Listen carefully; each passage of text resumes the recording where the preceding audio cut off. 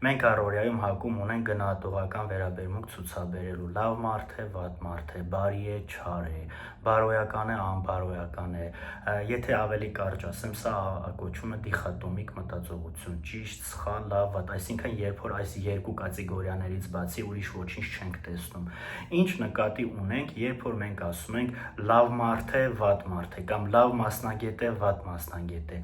Հաճախ մենք անվանում ենք լավ այն մարդկանց, այն երևույթները, այն մասնագիտությունները, այն մասնագետներին,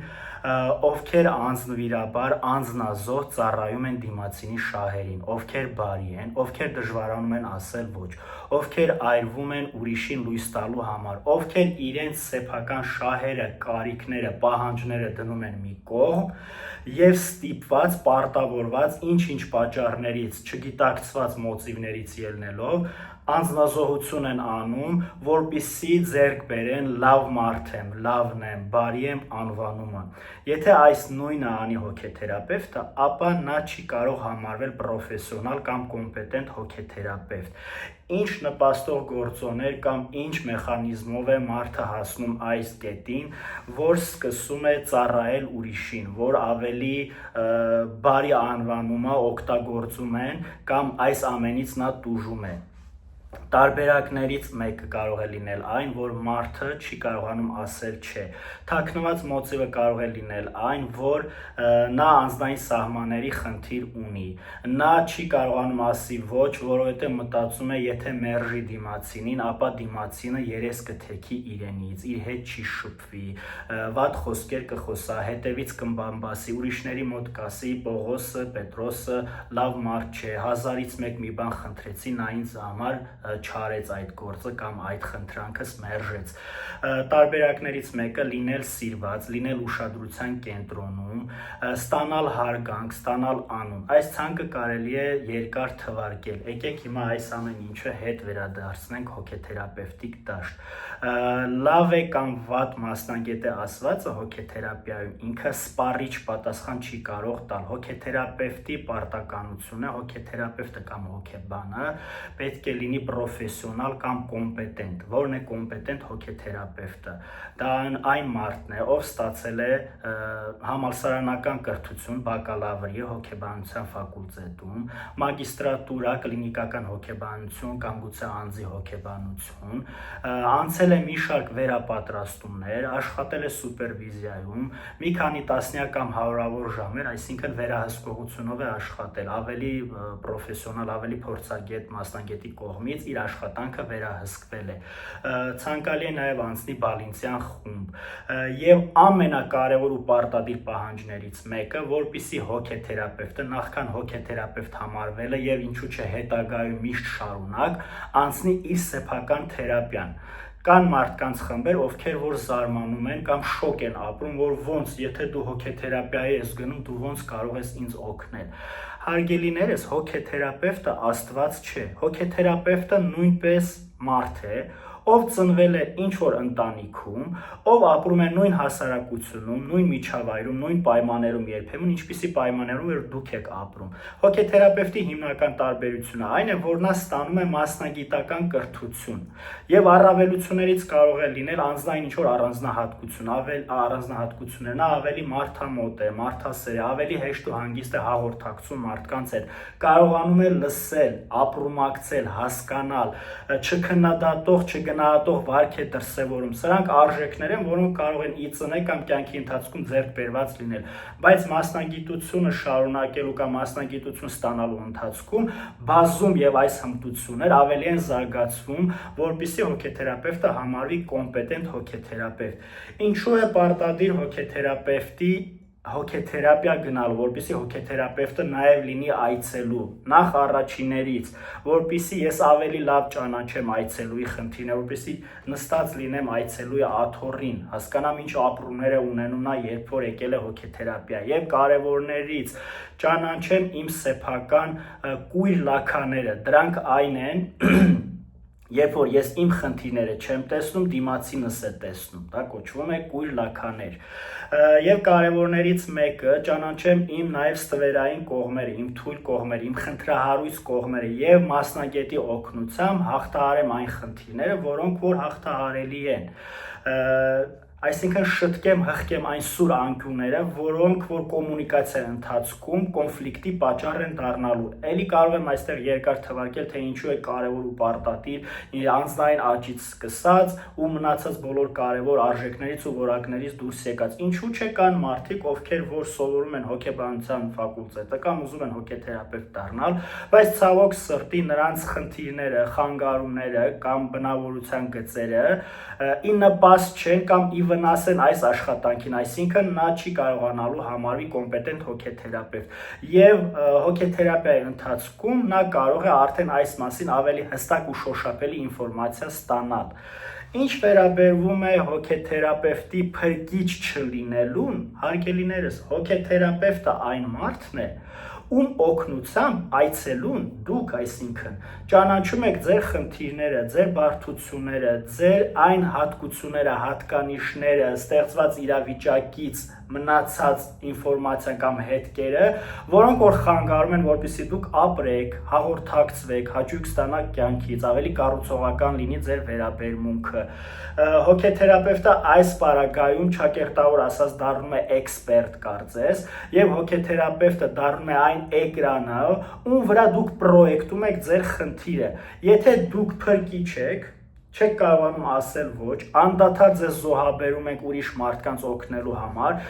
աշխատում եք մի քանի տեղ, աշխատանքի տեղը ձեզ չարաշահում են, օգտագործում են ձեզ, ձեր իրավունքները ոտնահարում են, մանիպուլացում են, որպեսզի դուք իրենց փոխարեն ինչ-ինչ գործեր անեք, 8 ժամի փոխարեն այնպես է անում տնօրենը, որ դուք 10 ժամ եք աշխատում, բայց դրա դիմաց չեք ստանում վճարում։ Այս խնդիրը, որ գոյություն ունի ձեր կյանքում, դուք բերելու եք հոգեթերապիա։ Եթե հոգեթերապևտից պահանջում եք, որպեսզի ինքը ձեզ լավություն անի, անդադար ընդառաջի, բացառություններ անի, վճարման հետ կապված, օր ու ժամը փոխելու հետ կապված, երբ որ հոգեթերապևտը բավարարի ձեր դեստրուկտիվ ցանկությունները, հոգեթերապիան դառնալու է նույն ձեր կյանքի պես միտեղ, որտեղ որ դուք պրոդուկտիվ առաջընթաց չունեք, պերսպեկտիվա չունեք։ Ընդհակառակը հոգեթերապևտը շատ նուրբ ու նրբանկատ ձևով, երբ որ արդեն դուք ունեք բավականաչափ ռեսուրս, երբ որ արդեն ձեր մեջ հասուն ալյանս է ձևավորվել, հոգեթերապևտը օգնում է ձեզ, որպեսզի հասկանաք, թե դուք ինչ խաղ եք խաղում հոգեթերապևտի գլխին։ Այսինքն, եթե ես անձնազոհ այցելու եմ, ով որ չի կարողանում ասել ոչ, ով որ ծառայում է հանում ուրիշի շահերին, ես արդեն որոշ դեպքերում ունեմ կուտակված ագրեսիա, որ ինձ օգտագործում են, որ ինձ չարաշահում են, եւ երբ որ Պողոսին անդադար լավություն եմ անում ու դրա դիմաց չեմ ստանում այդ լավության համարժեք ինչ որ բան ինձ համար, ես Պետրոսից արդեն ունենում եմ ակնկալիքներ, այսինքն երբ որ հոգեթերապևտին ասում եմ կլինի ես այս անգամ չվճարեմ, ենթադրենք անվճար կամ գալիս է վերջին րոպեն դուք զանգում եք հոգեթերապևտին, ասում եք այսօր չեմ կարողանալու գալ, կլինի ուրիշ օր գամ, իսկ երբ որ հոգեթերապևտը ձեզ ցույց է տալիս, որ հարգելիս մենք ունենք իրար հետ պայմանավորվածություն, պայմանագիր, թե ինչ սկզբունքով ենք աշխատում, ինչպիսի պայմաններով է կառուցում հոգեթերապևտիկ աշխատանքը, այս դեպքում այցելուն նեղանում է, որովհետև այն արարքները, որը արել էր Պետրոսի հանդեպ ու դիմացը չէր ստացել ոչինչ, նա իր անգիտակցական մակարդակում աշխարհի հանդեպ ունի գերսպասելիքներ, գերակնկալիքներ ու հարմար վայրը, հարմար տեղը, որ ինքը կարողանա արտահայտել իր չեն, դժգոհությունը, բողոքը, դա հենց դառնում է հոգեթերապևտը, բայց եթե դուք ընդհատում եք հոգեթերապիան, չեք գալիս ու այդ ամեն ինչը չեք բարձրաձայնում, դուք եւս աշխարհի ու մարդկանց հանդեպ ունենում եք բացասական վերաբերմունք ու նույն բանն եք ասում, կյանքը անարդար է, մարդիկ չար են, մարդիկ վատն են, 1000 անգամ լավություն եմ անում, դիմացը ոչինչ չեմ ստանում։ Հարգելիներս, Մարտինը ինչ կապ ունի, որ դուք Պետրոսի համար ամբողջ կյանքը կամ օրեր, տարիներ շարունակ անձնվիրաբար ծառայել եք։ Մարտինը կարող է որպես մասնագետ ձեզ օգնել, որպեսզի ավելի խորքային պատկերացում կազմեք ձեր աշխարհի հանդեպ վերաբերմունքի հանդեպ, ձեր սպասելիքների հանդեպ, ձեր անձնային սահմանների հանդեպ, Իսկ Մարտինի աշխատանքն է այս ամեն ինչը նրբանկատորեն ցույց տալ ձեզ, որպեսզի դուք, եթե մի բան չեք ուզում անեք կամ դա ձեր համար դժվար է, ստիպված կամ պտիներից ելնելով չանեք, այլ գտնեք հարցի լուծման այլ տարբերակներ, սովորեք սիրել ձեզ, գնահատել ձեզ, ճանաչել ձեզ, հարգել ձեզ, հոգ տանել ձեր մասին, ինքնախնամք իրականացնել։ Միակ մարդը, որ 24 ժամ հասանելի է ձեր համար, դա միայն դուք եք։ Ինչքան էլ ձեր ծնողը Պողոսը, Պետրոսը ձեզ սիրում է, եթե ձեր մատը վնասվում է, ձեր արունն է գնում, ինչքան էլ հոգեթերապևտ չլինի, ով ուզում է լինի, սրտացավ լինի, մարդասեր լինի, մարդամոտ լինի, նա չպետք է այս ամեն ինչը ձեր փոխարեն անի։ Հոգեթերապևտի աշխատանքն է ստեղծել ապահով միջավայր, որպեսզի դուք ձեզ այստեղ հանգիստ զգաք, պաշտպանված զգաք, կոմֆորտնի զգաք, հոգեթերապևտը իրավունք չունի ծաղրելու, քննադատելու, ճիշտ ու սխալ անելու, բարոյական քարոզներ կարդալու, հոգեթերապևտի աշխատանքը դա չէ, հոգեթերապևտը նպաստում է, որ դուք ճանաչեք ձեզ, զարգանաք, այս հանդարտ խաղաղ ապահով միջավայրում սկսեք հետազոտել, ուսումնասիրել ձեր անձը, ձեր կյանքը, ձեր գործողությունները, ձեր վարքը, ձեր մտքերը, ձեր էմոցիաները ճանաչեք, կառավարեք ու արտահայտեք։ Ինչ վերաբերում է հոգեթերապևտիկ պայմանագրին, երբ որ այցելուն արդեն զանգահարում է հոգեթերապևտին, իրար հետ քննարկվում է այցելուի խնդիրը շատ կարճ, որպեսզի ես հասկանամ իմ հոգեթերապևտիկ դաշտի խնդիր է, թե հոգեբուժի կամ հարակից այլ ուրիշ մասնագետի, երբ որ պարզում է, որ նրա խնդիրը հոգեթերապիային է վերաբերվում, արդեն քննարկում է գինը, ժամը եւ ընթացքում արդեն SMS տարբերակով ուղարկում է պայմանագիրը, հոգեթերապիայի նորմերը, բարոյայեցիկական նորմերը, որպեսզի այցելուն տեղեկացված լինի, թե ինքը, թե ես ինչպիսի պարտականություններ ու պարտավորություններ ունենք։ Եթե դուք արդեն համաձայնվել եք, որ այս ֆորմատով պատրաստ եք աշխատել, ապա